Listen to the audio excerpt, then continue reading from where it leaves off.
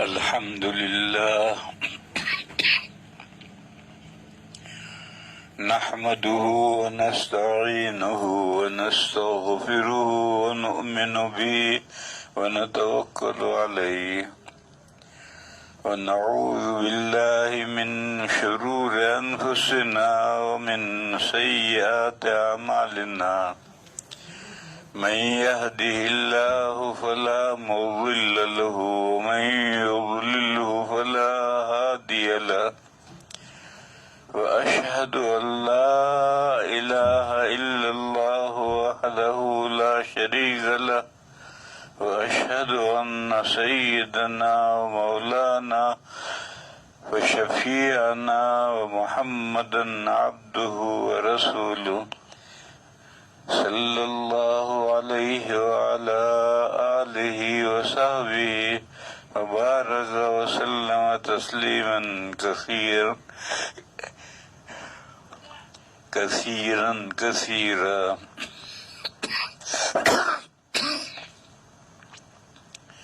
وبعد فأعوذ بالله من الشيطان الرجيم. بسم الله الرحمن الرحيم. الف لام میم ذلك الكتاب لا ريب فيه هدى للمتقين الذين يؤمنون بالغيب ويقيمون الصلاة ومما رزقناهم ينفقون والذين يؤمنون بما أنزل إليك وما أنزل من قبلك وبالآخرة هم يوقنون أولئك على هدى من ربهم وعلى آلهم أولئك على هدى من ربهم وأولئك هم المفلحون. بزرگوں اور بھائیوں سامعین کرام، کل میرے دوستوں نے خبر دی تھی کہ کچھ مشغولیت تھی، کس کام میں دیوبند جانے کی تیاری میں مشغولیت تھی، اس وجہ سے بیان نہیں ہوا. یہ بات صحیح نہیں تھی. اصل بات یہ تھی کہ کل میری طبیعت ایسی خراب ہو گئی تھی اور بخار ہوا تھا، اور اتنا سخت بخار ہوا تھا کہ میری 4 نمازیں قضا ہو گئی. عصر سے پہلے ظہر تو میں نے پڑھی، پھر اس کے بعد لیٹا تو عصر مغرب عشاء اور فجر 4 نمازیں قضا ہو گئی. 8 بجے سے میں اٹھا، 8 بجے آنکھ کھلی. اس لیے بیماری کی وجہ سے، یہ بیماری یہ ذہن میں رہنی چاہیے کہ کورونا نہیں ہے. میں نے آج خون ٹیسٹ کرایا تو رپورٹ یہ آئی کہ یہ نارمل بخار ہے، عام بخار ہے، موسمی بخار ہے، یہ کورونا نہیں ہے.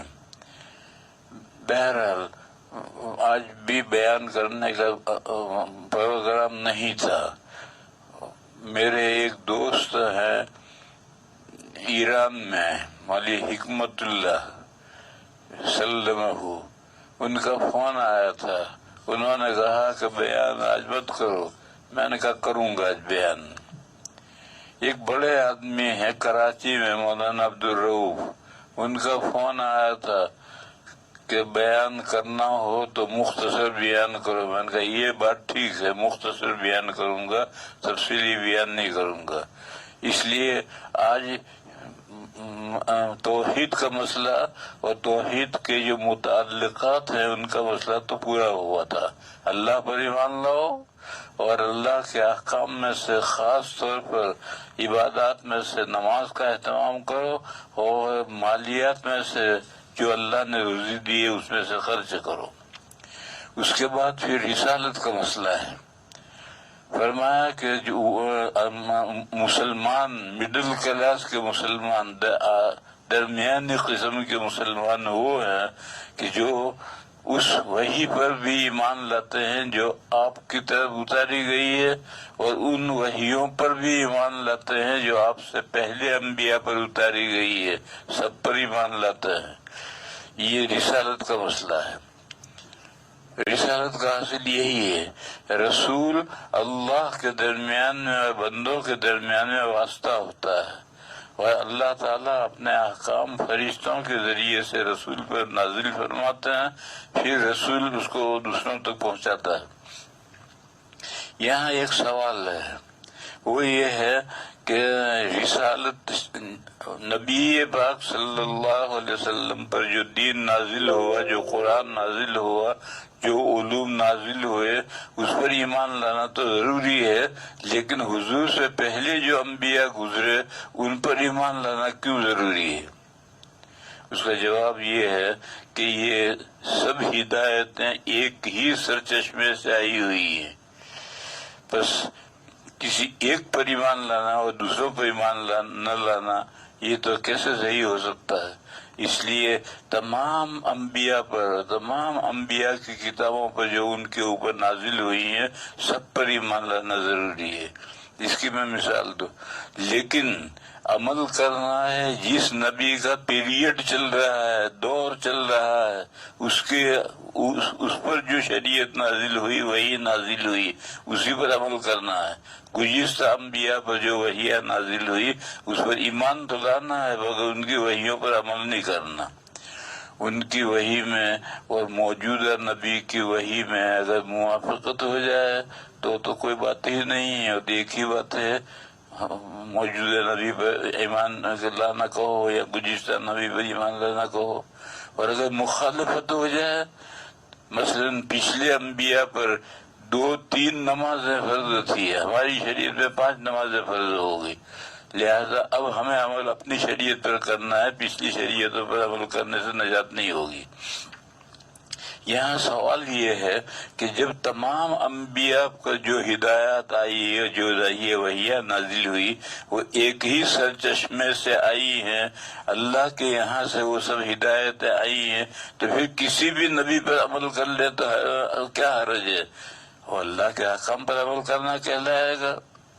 اس کا جواب یہ ہے کہ اس کو اللہ کے احکام پر عمل کرنا نہیں کہیں گے، بلکہ جس نبی کا جو نبی کا دور شروع ہوا ہے اور جس کا پیریڈ شروع ہوا ہے اس کے احکام پر ہی عمل کرنے سے نجات ہوگی۔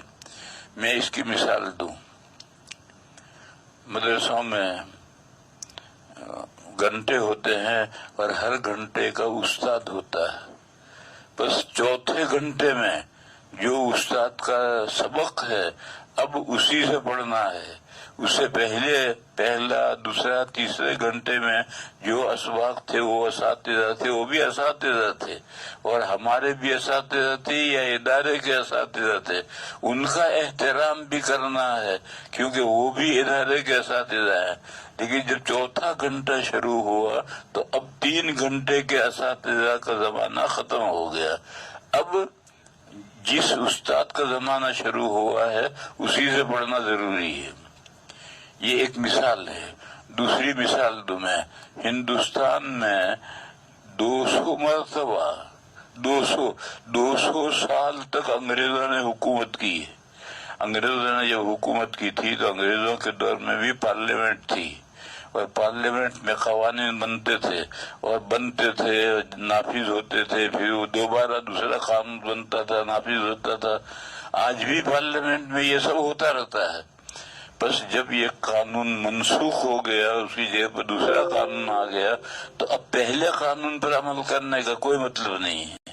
اگر کوئی کہے کہ یہ بھی تو پارلیمنٹ کا قانون ہے، وضعی قانون ہے، اور کہ یہ بھی تو ہندوستان کے پارلیمنٹ کا قانون ہے، مگر اب جب وہ منسوخ ہو گیا تب اس پر عمل نہیں کرنا، مگر اسے ماننا ہے۔ گزٹ میں وہ سب قوانین ترتیبات چھپے ہوئے کہ فلاں سن میں یہ قانون بنا تھا، پھر ختم ہو کر اس کے بعد فلاں سن میں یہ قانون بنا، سب ہے، اور ان سب کو ماننا ہے کہ یہ ہندوستان کی پارلیمنٹ کے سارے قوانین ہیں، مگر آج کی پارلیمنٹ نے جو قانون نافذ کیا ہے اسی پر عمل کرنا ہے، تو پہلے قوانین پر عمل کرنے سے نجات نہیں ہوگی۔ بہرحال نبوت کے تعلق سے یہی ایک نقطہ مجھے بتانا ہے۔ لوگوں کے ذہنوں میں یہ سوال آتا ہے کہ جب انبیاء، تمام انبیاء برحق ہیں، ان کی کتابیں برحق ہیں، پھر موجودہ نبی ہی پر ایمان لانا کیوں ضروری ہے؟ اس کی وجہ میں نے سمجھائی کہ سب ایک سرچشمے سے ہدایتیں آئی ہیں، سب اللہ کے بھیجے ہوئے رسول تھے، مگر سب کے زمانے مختلف تھے، لہذا جس کا جب زمانہ تھا اس وقت اس نبی کی ہدایت پر عمل تھا۔ اب آخری پیغمبر تشریف لائے ہیں، اب آپ کے بعد کوئی پیغمبر آنے والے نہیں ہیں، اور آخری پیغمبر کیوں آئے ہیں؟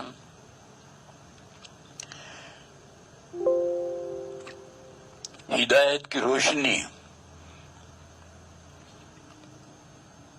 قیامت تک زمین پر باقی رہنی ضروری ہے، تاکہ بندے نہ کہہ سکیں کہ ہم تو آپ کے دین سے غافل تھے، کیسے عمل کرتے، یہ نہ کہہ سکے۔ اس لیے آخر تک، اس لیے اللہ تعالیٰ نے اپنا کلام کبھی بھی نازل نہیں کیا، سب اللہ کی کتابیں نازل ہوتی تھی۔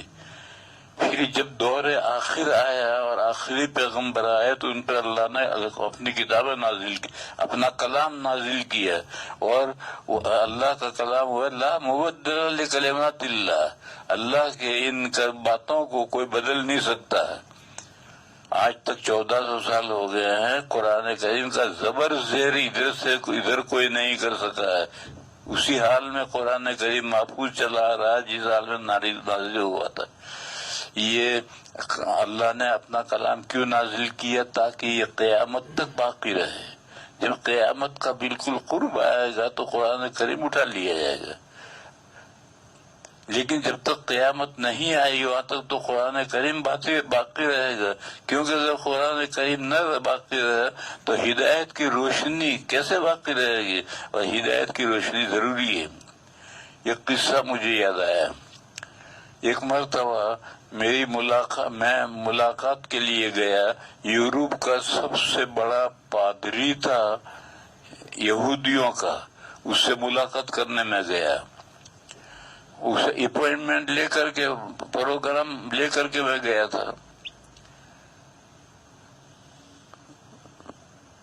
میں نے اس سے چند سوالات کیے تھے، ان میں سے ایک سوال یہ کیا تھا کہ تم یہ کہتے ہو کہ موسیٰ علیہ السلام کا مذہب آخری مذہب ہے، چلو مان لو کہ آخری مذہب ہے، اور موسیٰ علیہ السلام کی تورات اور موسیٰ علیہ السلام کا دین قیامت تک چلے گا، اور دوسری طرف تم یہ کہتے ہو کہ جو یہودی نسل سے ہے وہی یہودی ہو سکتا ہے، غیر یہودی جو یہودی نسل سے نہیں وہ یہودی نہیں ہو سکتا۔ تو پھر یہ بتاؤ کہ یہ جو غیر یہودی ہیں، جو یہودی نسل سے نہیں ہیں، ان کو اللہ کی ہدایت اور روشنی کہاں سے ملے گی؟ تو اس کے پاس اس کا کوئی جواب نہیں تھا۔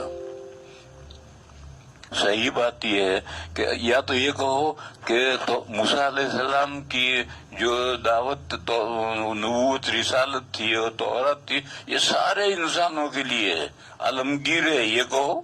اور اگر کہتے ہو کہ نسلی ہے، یہ خاص نسل کے لیے یہ یہودیت ہے، تو پھر باقی ساری دنیا کے لیے ہدایت کہاں سے آئے گی، روشنی کہاں سے آئے گی؟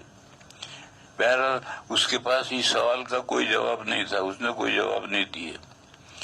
تو لیکن یہ بات سمجھنے کی ہے کہ سارے انبیاء پر تو ایمان لانا ہے، ان کی وحیوں پر بھی ایمان لانا ہے، ان کی کتابوں پر بھی ایمان لانا ہے، لیکن عمل کرنا ہے اس پیغمبر کی نبوت پر جس کا دور پیریڈ شروع ہوا ہے اور جس کا زمانہ شروع ہوا ہے، اس کی نبوت اور اس کے احکام پر عمل کرنا ہے۔ اس لیے یہ کہا کہ والذین یؤمنون بما انزل الیک وما انزل من قبلک، مڈل کلاس کے مسلمان وہ ہیں جو اس وحی پر ایمان رکھتے ہیں جو آپ پر نازل ہوئی ہے، اور اس وحی پر بھی نازل ہوتی ہے جو اللہ نے آپ سے پہلے نازل کی ہے مختلف انبیاء پر، ان سب پر ایمان لاتے ہیں۔ اس کے بعد پھر رسالت کے مسئلے کے بعد آخرت کا مسئلہ آتا ہے، وبالآخرۃ ھم یوقنون، اور وہ آخرت کو بھی مانتے ہیں۔ یہ آخرت کیا ہے؟ یہ لمبا مضمون ہے، اس لیے میں اس مضمون کو آج نہیں شروع کر رہا، آج ہمت نہیں ہے۔ آج نماز تراویح میں نے بیٹھ کر کے پڑھی، اور تراویح پڑھنے کے بعد پھر دست ہو گئے، اور بری طرح سے دست ہوئے، کپڑے بھی خراب ہو گئے، اس لیے آج میں اس مضمون کو شروع نہیں کر رہا۔ کل دوستوں نے جو کچھ کہا تھا وہ ٹھیک کہا تھا، لیکن میں نے بات کھول کر بتا دی تاکہ میں آپ حضرات کی دعا کا بھی مستحق بنوں۔ آپ حضرات دعا دیں گے تبھی تو میری گاڑی چلے گی، ایسے کیسے چلے گی؟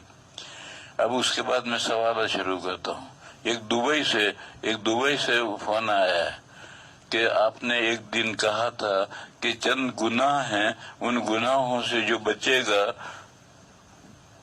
ان گناہوں سے بچنا ضروری ہے، اور وہ گناہ ہیں 7۔ وہ 7 گناہ میں نے کہا تھا کبھی میں نہیں بیان کر رہا، پھر بیان کروں گا۔ وہ میں نے اس وقت اس لیے بیان نہیں کیے تھے کہ مجھے حدیث کا متن یاد نہیں تھا، اور اب میں اس کو دبئی سے فون آیا تھا کہ لندن سے ایک فون آیا تھا کہ وہ گناہ کون سے ہیں بتائیں، تو وہ گناہ 7 یہ ہیں، حدیث شریف میں ہے، بخاری مسلم کی حدیث ہے، اجتنبوا السبع الموبقات، وہ 7 گناہ جو ہلاک کرنے والے ہیں ان سے بچو۔ صحابہ نے پوچھا کہ یا رسول اللہ وہ 7 گناہ کیا ہیں؟ تو حضور نے فرمایا کہ پہلا گناہ ہے الشرک باللہ، اللہ کے ساتھ شریک ٹھہرانا، یہ تو سب سے بڑا گناہ ہے، اس گناہ کے ساتھ تو کوئی مغفرت کا سوال ہی نہیں پیدا ہوتا۔ پھر اس کے بعد میں ہے سحر، جادو کرنا یا کروانا، دونوں اس میں آتے ہیں۔